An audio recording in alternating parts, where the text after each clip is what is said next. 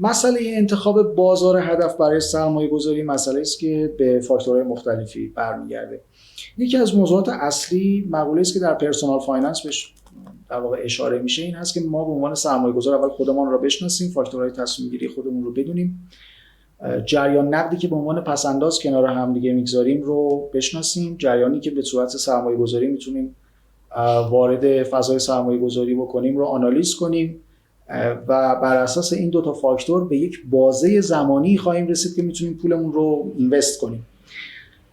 این بازه زمانی تعیین کننده انتخاب بازارهای مختلف از بین بازارهای اقتصادی موجود هست. مثلا همونطور که عرض کردم بازار سرمایه ایران و سهم‌های بنیادی در فضای بازار برای یک افق یک ساله سهم‌های بسیار ارزنده‌ای هستند، سهم‌هایی که بتونیم باشون در مجمع عملکردی 1402 یعنی خرداد ماه و تیر ماه 1403 شرکت بکنیم و تا پایان شهریور اونها رو نگهداری بکنیم. در قیمت‌های امروز قیمت‌های ارزنده‌ای هستند و در واقع سهام به شدت توصیه میشه. منتها اگر سراغ سایر بازارها بخوایم بریم و نگاهی به اونها بندازیم، همه درگیر ریسک‌های سیستماتیکی هستن که از قضا بازار سرمایه هم با همونها روبرو هست. مسئله در واقع سرمایه‌گذاری در بازار ارز با توجه به نوسانات و احتمال تصمیمات بزرگ اقتصادی سیاسی به هیچ وجه توصیه نمیشه. متعاقباً هر دارایی دیگری که از این بازار یعنی بازار ارز مشخصاً از خود نرخ ارز تأثیر مستقیم و تمام و کمال میگیره هم رد میشه در بازه کوتاه مدت. لذا حرکت به سمت بازار طلا شاید با یک رویکرد میان مدت یا بلند مدت، میان مدت تا پایان سال خیلی توصیه نشه، اما با توجه به رخدادهای جهانی و حرکت بانک‌های مرکزی جهان به سمت خرید طلا و افزایش ذخایرشون، اونس جهانی بازاری است که در حقیقت احتمال رشد خوبی رو خواهد داشت و نوسانگیری در این بازار گین خوبی رو خواهد داد.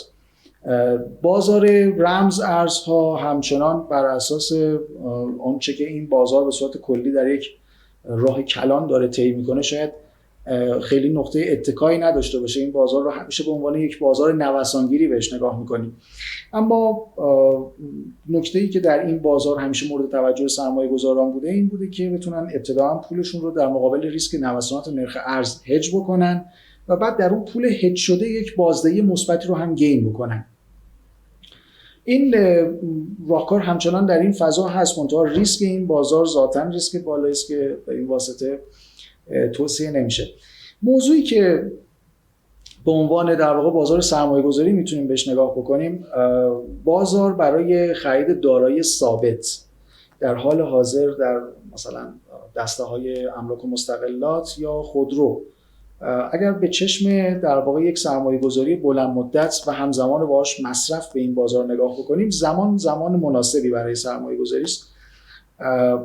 البته با توجه به موضوعاتی که در دولت داره پیگیری میشه، شاید در بازار خودرو با در واقع ورود عرضه‌های بیشتری روبرو بشیم و این مسئله در حال حاضر قابل رؤیت هست.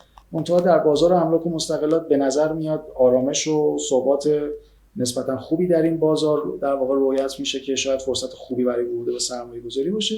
خب در مورد مسئله ورود به بازار سرمایه ما همیشه گفتیم و باز هم من این موضوع رو مورد تاکید قرار میدم که همیشه اولویت رو بر آموزش کامل بگذاریم. مسئله‌ای که خیلی در فضای بازار از چشم میفته و بعد افراد رو سرمایه گذاران رو با خسران هم روبرو میکنه این هست که بدون نگاه تحلیلی وارد فضای بازار میشن و این تحلیل مسلماً آموزش میخواد. توصیه‌ای که دارم به همه عزیزانی که میخوان وارد این فضا بشن و متضرر نشوند یا اگر متضرر میشوند بر اساس اشراف و دانش خودشون و اون ریسکی که تیک کردن این ضرر براشون اتفاق بیفته، نه برای و به علت ناآشناییشون با یک سری مفاهیم و موضوعات، حتما آموزش رو در صدر تصمیماتشون قرار بدن و واقعا وقت بگذارن. این فضای بازار سرمایه و فضای سرمایه گذاری در این بازار یک در حقیقت سولوشن خوب برای حفظ ثروت افراد هست. هرچقدر بیشتر برای این حوزه یادگیری خرج بکنیم و بیشتر دانش به خودمون اضافه بکنیم، در حقیقت یک سرمایه‌گذاری بلند مدت برای توسعه فردی خودمون داریم انجام میدیم. لذا این مسئله رو حتما در سطح تصمیماتشون قرار بدن.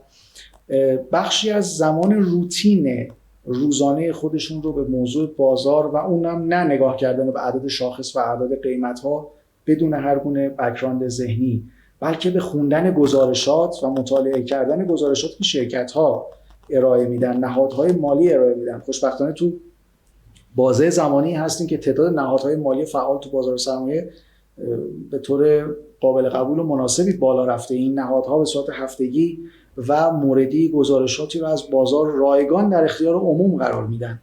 لذا فضا و خوراک برای مطالعه و اشراف پیدا کردن به وضعیت هر شرکت یا وضعیت درست بازار سرمایه برای ما فراهمه.